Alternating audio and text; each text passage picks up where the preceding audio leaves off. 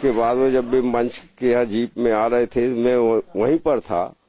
मैंने कि बापू के चरण छू लूं, मैं बैठ के नहीं, उनके पैर में जो झुका बैठ के पढ़ने के लिए, तो मेरे सर में लात मार दी। मुझे बड़ा दुख हुआ।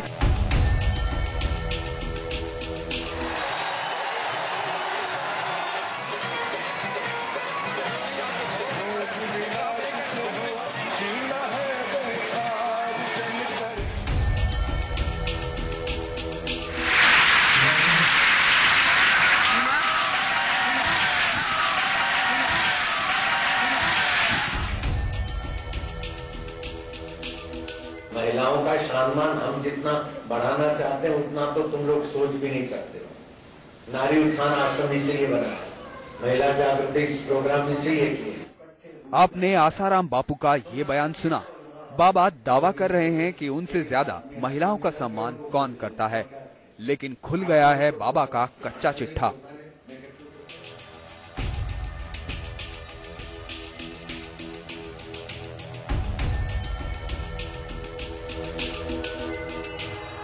न्यूज नेशन पर हम आपको दिखाएंगे कि आखिर आसाराम बापू पर लगे इन आरोपों की हकीकत क्या है। साथ ही करेंगे कुछ ऐसे बाबाओं का खुलासा जिन पर लगे हैं भक्तों की भावना से खिलवाड़ के आरोप। Team news nation. ऐसा नहीं है कि आसाराम बापू पर पहली बार कोई विवाद शुरू हुआ है, लेकिन इस बार जो आरोप लगाए जा रहे हैं वो अपने आप में इतने संगीन हैं कि शायद उस पर विश्वास करना भी बहुत आसान नहीं है। लेकिन अगर मान लीजिए कि ये आरोप अपने आप में सही है और एक नाबालिग लड़की के साथ यौन शोषण का जो आरोप आसाराम बापू पर लगाया जा रहा है उससे सत्यापित किया जा सकता है, अगर ऐसा होता है तो यह अपने आप में बहुत बड़ा प्रश्न चिन्ह लगेगा तमाम संत समाज पर, जहां लोग आस्था के साथ साथ विश्वास के साथ उनके खिलवाड़ होने की बात सामने स्पष्ट होती दिखाई देगी।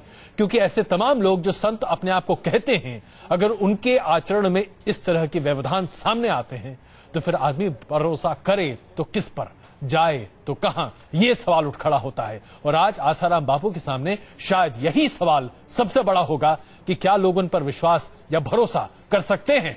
देखिए रिपोर्ट। फिर विवाद में फंसे आसाराम। आसाराम पर यौन शोषण का आरोप, नाबालिग लड़की ने दर्ज कराया केस। आसाराम बापू और विवादों का चोली दामन का साथ है, लेकिन इस बार आरोप बेहद संगीन है। आरोप लगाने वाली लड़की नाबालिग है। खबरों के मुताबिक लड़की आसाराम के ही छिंदवाड़ा के गुरुकुल में 12वीं की छात्रा है। गुरुकुल में लड़की की तबीयत खराब होने पर माता पिता को सूचना दी गई। लड़की के इलाज के नाम पर माता पिता से झाड़ फूक करवाई गई। अनुष्ठान के लिए लड़की को आसाराम के पास ही भेजा गया। आसाराम ने माता पिता को लड़की को वहीं छोड़ जाने के लिए कहा कि वो लड़की को दैवीय शक्ति देकर बड़ी वक्ता बना देंगे। रात में लड़की पर सेक्सुअल असॉल्ट किया गया और लड़की को मानसिक रूप से बुरी तरह डरा दिया गया। हमारा अपना मानना यह है कि इस प्रकार का कोई भी आरोप किसी भी संत पर अगर लगता है तो इसकी बड़ी ही निष्पक्षता से जांच होनी चाहिए, और अगर जो ये वाकई ही सत्य है तो इस सत्य का जो भी फिर निचोड़ निकलता है या जो भी इसकी सजा होती है सो आगे बढ़ाई जाए। परंतु एक संत अगर जो ऐसा करता है तो हजारों लाखों करोड़ों संतों की गरिमा पर ठेस पहुंचती है, दुख पहुंचता है। और हमें दुख तब सबसे ज्यादा होता है जब कोई संत इस प्रकार के कृत्य में लिप्त पाया जाता है। इससे पहले भी कई कृत्य हो चुके हैं, इससे पहले भी कई केस हो चुके हैं, पर यही कहेंगे अगर जो इस प्रकार की कोई भी घटना संत की तरफ से होती है या कथावाचक की तरफ से होती है या आध्यात्मिक व्यक्ति की तरफ से होती है, ये अपने आप में अशोभनीय है, निंदनीय है। बाद में पीड़ित लड़की ने मां बाप को पूरी घटना बताई तो दिल्ली में समागम के लिए आए अभिभावकों ने दिल्ली पुलिस से संपर्क किया। शिकायत के बाद कमला मार्केट थाने में पुलिस ने केस दर्ज करा लिया है। इन्वेस्टिगेशन होने दीजिए और नतीजा सामने आने दीजिए, सच सामने आएगा और दुनिया देखेगी।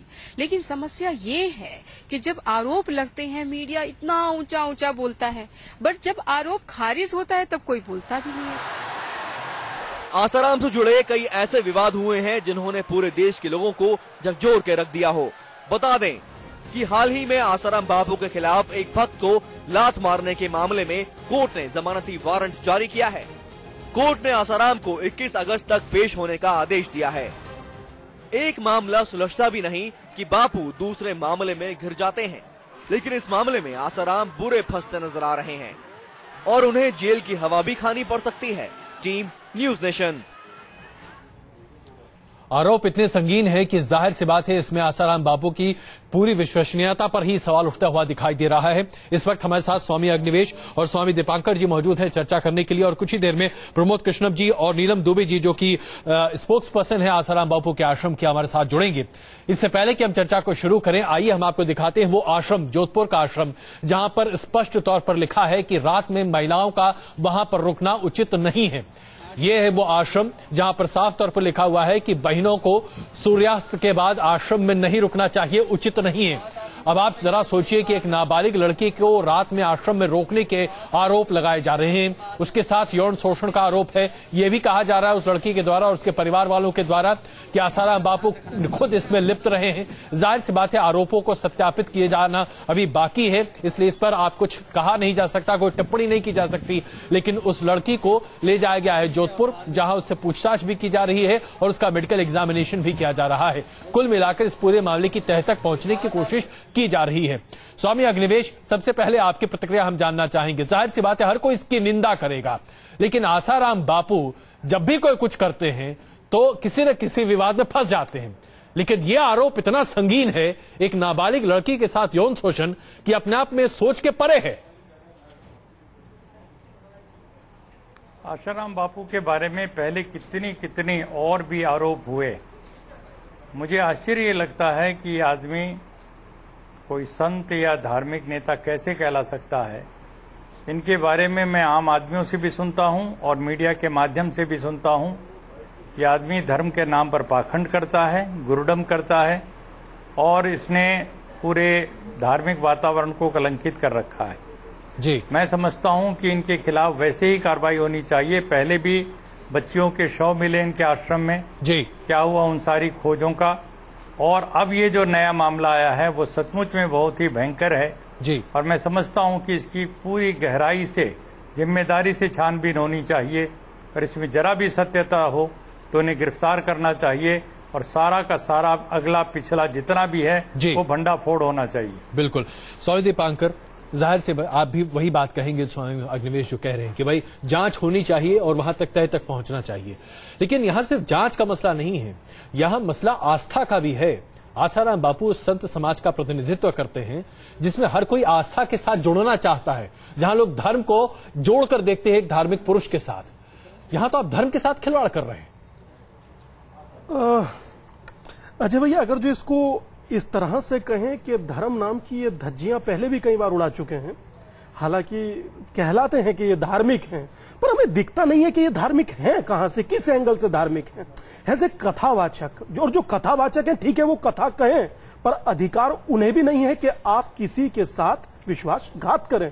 आप किसी को धर्म के नाम पर, पूजा पाठ के नाम पर, पूजा पाठ का जहां नाम आता है वहां धर्म का नाम आता है, और जब धर्म का नाम आता है तो लोगों की आस्था सरों में नतमस्तक होने लगती है, और जो आस्था नतमस्तक होती है आप उसी को, मस्तिष्क को ही धूल में मिलाकर रख देते हैं। जी, ये तो वही हुआ ना कि मतलब लोग टूट जाते हैं घर बनाने में और तुम तरस तक नहीं खाते बस्तियां जलाने में। तुमने किया कैसे?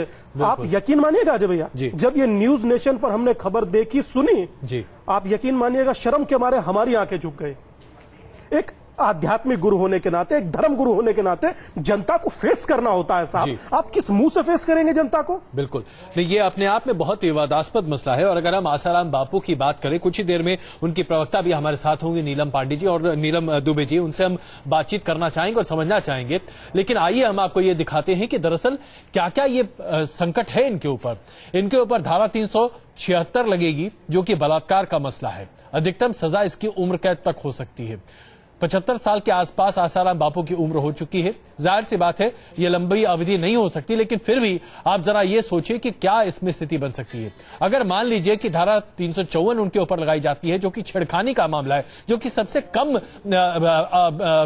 तीव्रता वाला ये मामला होगा, तो वहां पर 5 साल की कैद हो सकती है आसाराम बापू को। धारा 509 अगर लगाई जाती है धमकी देने के लिए, तो उसके लिए भी 3 साल की सजा हो सकती है और इसका आरोप भी लगाया जा रहा है इनके ऊपर। तो ये तमाम धाराएं हैं जो कि आसाराम बापू के ऊपर लगाए जा सकते हैं। अगर हम आसाराम बापू के पुराने कारनामों की फहरिस्त आपके सामने रखना शुरू करें तो पूरा प्रोग्राम शायद उसी पे चला जाए, इतने विवाद उनके साथ जुड़े हुए हैं। स्वामी अग्निवेश, ये बताइए कि आखिरकार संत समाज अगर ऐसे लोगों को अपने साथ लेकर चलने की बात करता है, कथावाचक के तौर पर आसाराम बापू ने अपनी जिंदगी की शुरुआत की और उसके बाद पूरे देश भर में उनके आश्रम है और तमाम तरीके से लोग उनसे जुड़ते चले गए हैं, लेकिन संत समाज को क्या इस पर सख्त रवैया इख्तियार नहीं करना चाहिए? क्या बहिष्कार जैसी कोई पद्धति संत समाज के भीतर नहीं होनी चाहिए कि भाई ये आदमी हमारे समाज में उठने बैठने लायक नहीं है? देखिए अजय जी, आप बहुत अच्छी बात कह रहे हैं, मैं इससे 100% सहमत हूँ। लेकिन दुख इस बात का है, जिन्हें हम संत समाज कहते हैं उनमें बहुत सी काली भेड़ें हैं और उनको लगता है कि आज आसाराम बापू का नंबर आएगा तो कल शायद हमारा भी नंबर आ जाएगा। इसलिए लोग कहीं न कहीं इसका बीच बचाव करते हुए दिखाई पड़ते हैं जी। मुझे तो ये जो धर्म संसार के अंदर गुरुडम है जी और आस्था के नाम पर अंधश्रद्धा है, इन सब को ही मुझे लगता है कि हमें सवाल खड़े करने चाहिए। और इसकी आड़ में जिस प्रकार के गोरख धंधे हो रहे हैं, जितनी बड़ी संपत्ति इन्होंने जमा की है, आश्रमों की जो बाढ़ सी आ रही है आसाराम बापू के, अपने आप में ही एक बहुत बड़ा मसला है जिसकी बड़ी जांच होनी चाहिए थी और उसके ऊपर कार्रवाई होनी चाहिए थी जी। लेकिन एक दूसरे की मदद करते हैं ऐसे लोग, संत लोग जी, और कोई भी नहीं चाहता कि इनके खिलाफ आज कार्रवाई हो जाए और हम उसमें से बच जाएं। बिल्कुल। तो मतलब हाँ, इस एक तरह से सब एक दूसरे को बचाते हुए दिखाई देते हैं। बिल्कुल। स्वामी दीपांकर जी, जी जी बिल्कुल। ये जो स्थिति है, क्यों नहीं ऐसा होता? हम पहले अग्निवेश जी की बातों का भी आंसर देते जी जी बिल्कुल। बेसिक हमने सुना जैसे कि उन्होंने कहा कि कुछ संत भी हैं जो कि भेड़ का काम करते हैं और मतलब गलत काम करते हैं और साथ में मिलजुल करके एक दूसरे को बचाते हैं, एक दूसरे को शैडो का काम करते हैं जी। तो हम बड़े ही सम्मान के साथ कहना चाहेंगे, हमारे बड़े ही आदरणीय और प्रिय हैं अग्निवेश जी को बताना चाहेंगे कि वो भी संत हुए हैं जिन्होंने जमाने के लिए बहुत काम किया है।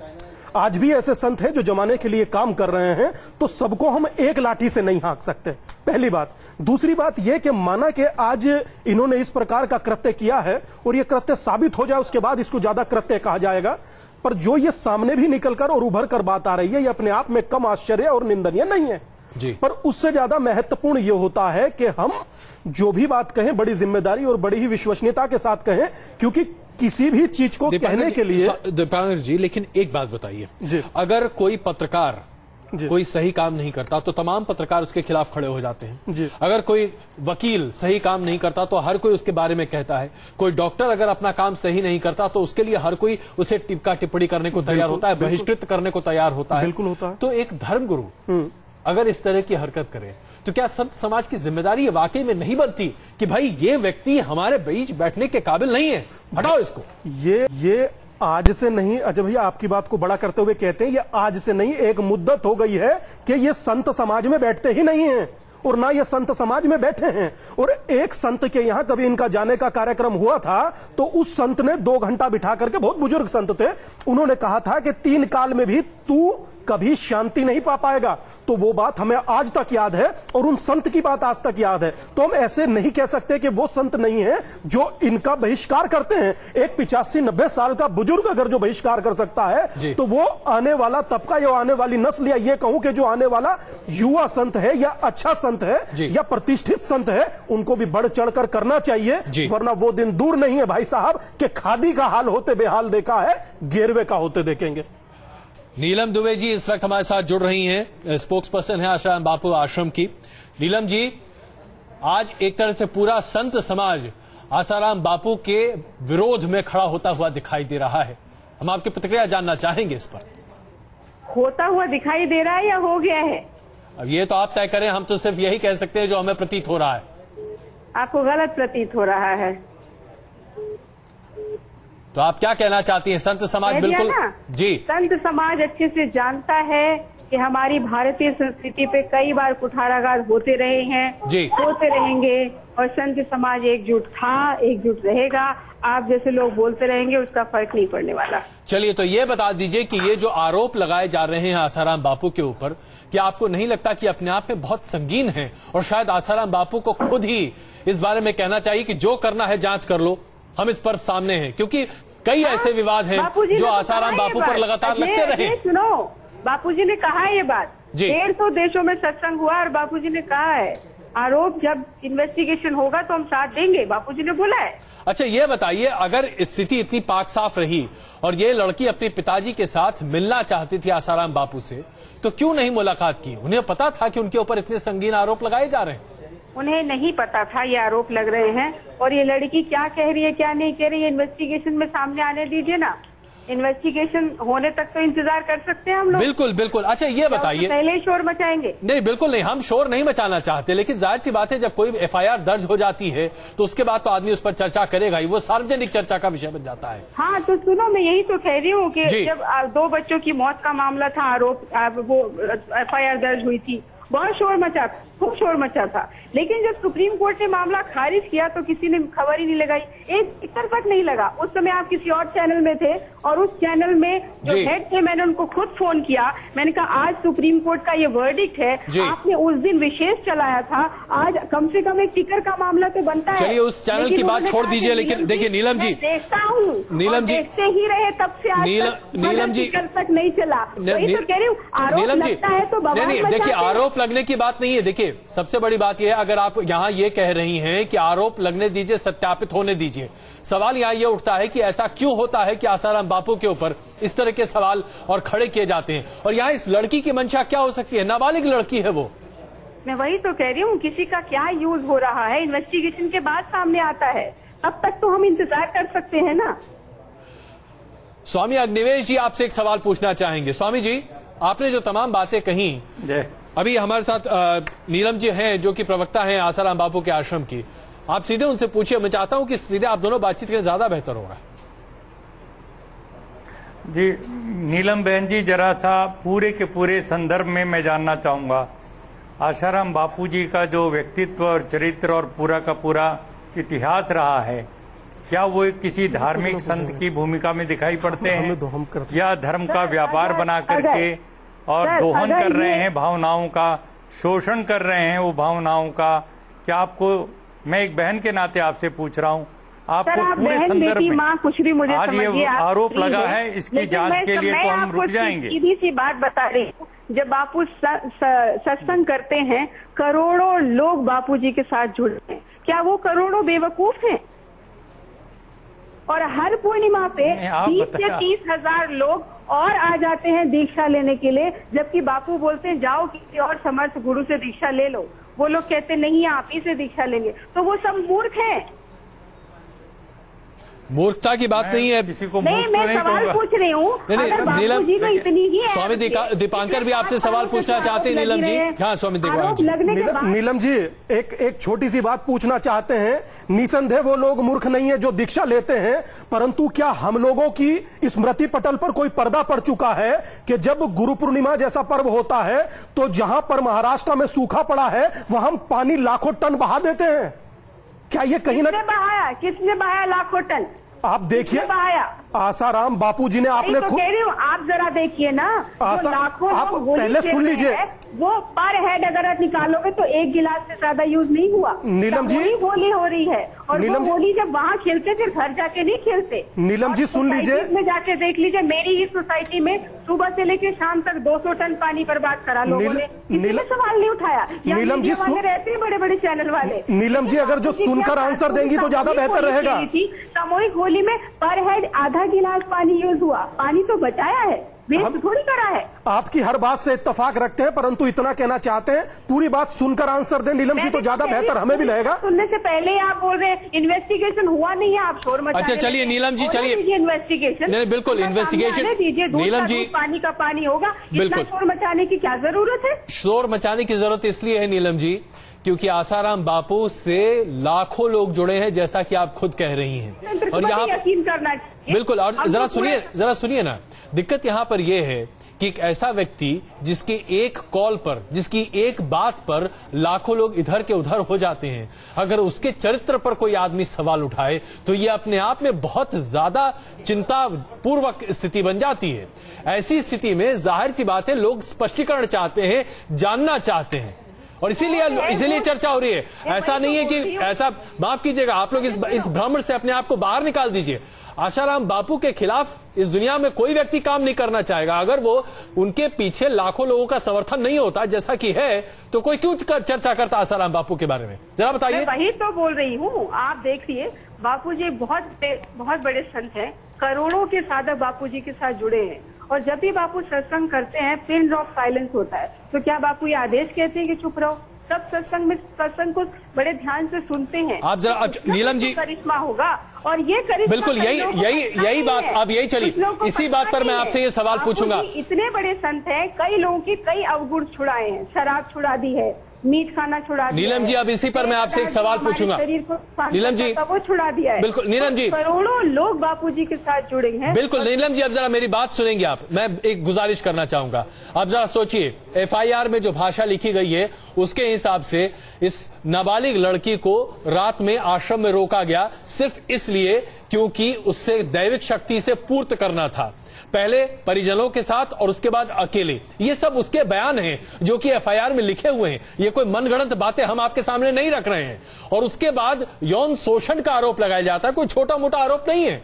और ऐसी बातें अगर किसी व्यक्ति के बारे में, आम आदमी के बारे में हो, तो शायद कोई एक सोच भी ले कि भाई हो सकता है कि उसकी मानसिक विकृति हो, लेकिन एक व्यक्ति जिस पर लाखों लोग अपनी आस्था जोड़ते हैं, अगर उसके बारे में ऐसी बातें कोई कहे तो ये वाकई में चर्चा का विषय बनता है। आप भी मानेंगे इस बात को? मैं कह रही हूँ, वो तो सुन लो एक बार, या आप नहीं बोलते जाओगे? नहीं बिल्कुल बोलिए। लगाया आपकी सुनने के लिए फोन, तो मैं कभी सुन लूँ आपको, टीवी में बोलते ही रहते हो 24 घंटा। अगर आपने मुझे फोन लगाया तो सुन तो लो एक। जी बताइए। जब आरोप लगते हैं तब आप बहुत बड़े बड़े शो बनाते हैं। आरोप लगा ना, 2 बच्चों की मौत वो तांत्रिक गतिविधि से, और आप ही लोगों ने एनिमेट करके खबर का विशेष खबर चलाया था। और जब वो आरोप खारिज हुआ तब आप कहाँ गायब हो गए थे? तब आप लोगों के साथ। नीलम जी, उस वक्त आरोप खारिज नहीं, माफ कीजिएगा, आपके साथ संशोधित करना चाहूंगा, आरोप खारिज नहीं हुआ, वो सत्यापित नहीं हो पाए, तमाम चीजें, सबूत नहीं मिल पाए, और सबूत के साथ छेड़छाड़ का मामला था जो कि अभी भी चल रहा है, बुरा मत मानिएगा। अजय, आप सुप्रीम कोर्ट पे सवाल उठा रहे हैं। जी नहीं, मैं पुलिस रिपोर्ट पर सवाल नहीं उठा रहा हूँ। नहीं पता है जी नहीं, जी नहीं, आरोप से सुप्रीम कोर्ट पे जी नहीं, मैं सुप्रीम कोर्ट पर कोई ना नीलम जी, कृपा करके मेरी बातों को तोड़े मोड़ोड़े ना। मैं जानता हूं मैं क्या कह रहा हूं। मैं ये कह रहा हूं कि उसमें आरोप, उसमें सबूत के साथ छेड़छाड़ का मामला अभी भी चल रहा है। मैं वही तो कह रही हूँ, इन्वेस्टिगेशन होने दीजिए भाई, मामला सामने आने दीजिए। चलिए उससे पहले नीलम जी, आपकी बातें बिल्कुल स्पष्ट हैं। आप चाहती हैं कि जब तक जांच न हो कोई चर्चा न हो, लेकिन हाँ, इस पर चर्चा तो होगी ही। प्रमोद कृष्णम जी भी इस वक्त हमारे साथ जुड़ चुके हैं। प्रमोद कृष्णम जी, स्वागत है आपका। जो कुछ हुआ, आपने नीलम जी की बातें सुनी है और भी दिन भर सुनते ही रहे होंगे, लेकिन जो हुआ है उससे क्या प्रतीत होता है? क्या अब कोई धर्म गुरु पर या कथावाचक पर विश्वास कर सकता है? क्या कल आपको ऐसा नहीं लगेगा कि कल कोई आगे बढ़कर आप पर भी ऐसा आरोप लगा दे? देखिए, आरोप बापू पर पहले भी लगे, लेकिन वो आरोप दूसरे थे। जी, हम लोगों ने ही बापू के जब ऊपर आरोप लग रहे थे तो हमने डट कर के मुकाबला किया। लोगों ने हमसे ये भी कहा कि भाई आप क्यों बापू का समर्थन कर रहे हैं? हमने कहा हम बापू के समर्थन की बात नहीं कर रहे हैं। किसी भी संत पे आरोप लगाना बहुत आसान है, लेकिन उसे सिद्ध करना मुश्किल है। मगर यहाँ दूसरा मामला है, यहाँ बलात्कार का मामला है। अब नीलम जी उनकी प्रवक्ता हैं, उनकी शिष्या हैं, वो अपने धर्म का निर्वहन कर रही हैं। जी, उन्हें करना चाहिए, क्योंकि गुरु के विषय में संदेह नहीं करना चाहिए। लेकिन सवाल इस बात का है कि बलात्कार जिसके साथ होता है और जिसके द्वारा किया जाता है, उन दो के अलावा तीसरा नहीं जानता, भगवान जानता है। तो वो जो लड़की है वो कोई हमारी तो है नहीं, आपकी तो है नहीं, किसी पार्टी की पदाधिकारी नहीं है। तो उस लड़की ने खुद अपने माँ बाप के साथ जाके FIR दर्ज कराई, तब हमको बोलने की बात आई है। लोगों ने कहा कि भाई ये क्या है, जैसे आप सवाल कर रहे हैं कि कैसे ये श्रद्धा कायम रहेगी। जी, मैं ये कहना चाहता हूं कि ये बड़ा संगीन आरोप है, इसमें बापू को खुद आकर के बात करनी चाहिए, बताना चाहिए। और अगर ये साजिश है तो इसकी जांच बहुत उच्च स्तरीय होनी चाहिए। जी, और अगर इसमें बापू का कहीं ना कहीं दोष है और उस लड़की की बात में सच्चाई है, तो फिर बापू के खिलाफ बहुत सख्त कार्रवाई होनी चाहिए, क्योंकि बापू आम आदमी तो उम्र कैद के अलावा कुछ बचेगा नहीं। नहीं, उम्र कैद नहीं, ये तो बहुत बड़ा पाप है, ये अपराध ही नहीं है साहब, ये अपराध नहीं है, ये हम तो अपराध के तौर पर ही इसे ले सकते हैं। और दूसरा हम तो चाहेंगे, मुझे लगता है कि राजस्थान की सरकार भी इसकी जांच कराने की हिम्मत नहीं रखती है। राजस्थान की सरकार, राजस्थान में चुनाव होगा, बापू पे हाथ डालने की हिम्मत किसकी है? और अजय भाई एक बात और कहते हैं, आचार्य जी की बात से बात जोड़ते हुए, सीबीआई से होनी चाहिए, इसकी उच्च स्तरीय जांच तो हुई, परंतु जब साधु साधु बनता है तो भाई साहब अपने पिंडदान कर बनता है, फिर है का बिल्कुल यही बात, अपने पिंडदान कर जो साधु साधु बन रहा है, उसके बाद भी अगर जो तनिक सा व्यय है तो भाई साहब समझ लीजिएगा कहीं ना कहीं संकल्प में या आपके साधुत्व में चिंतन का विषय है। बिल्कुल। स्वामी अग्निवेश जी, क्या आखिरी टिप्पणी आपकी? देखिए कि बलात्कार का जो कानून है उसके अंतर्गत बापू आशाराम को तत्काल गिरफ्तार किया जाना चाहिए, क्योंकि आरोप एफआईआर के रूप में दर्ज हो चुका है। जांच तो चलेगी, लेकिन पहले गिरफ्तार होंगे ये, बाद में जमानत होती है तो होती रहेगी, लेकिन जांच की प्रक्रिया भी तब होगी जब ये पहले एक बार गिरफ्तार हो जाएं। मैं इसके लिए कानून के जो भी रखवाले हैं उनसे मांग करता हूं कि जो कानून की धारा और उसका जो भी औचित्य है उसके ऊपर अमल करें ईमानदारी से। ये बिल्कुल न चिंता करें कि कौन कितने बड़े और भेड़ों की जमात का नेता है या क्या है। इस प्रकार की अंधश्रद्धा रखने वाले हजारों लाखों लोग होते हैं। इसका ये मतलब नहीं है कि हम किसी को इतना बड़ा महान बना दें, कानून के ऊपर हो जाए वो। बिल्कुल बिल्कुल। आप सबों का बहुत धन्यवाद इस चर्चा में शामिल होने के लिए। जाहिर सी बात है, जांच जब तक पूरी नहीं होती दोषी करार नहीं दिया जा सकता, लेकिन हाँ एफआईआर है तो गिरफ्तारी तो हो ही सकती है। उम्मीद यही की जाती है कि कम से कम कार्रवाई हो, फौरन कार्रवाई हो। बहुत धन्यवाद आप सबों का इस चर्चा में शामिल होने के लिए।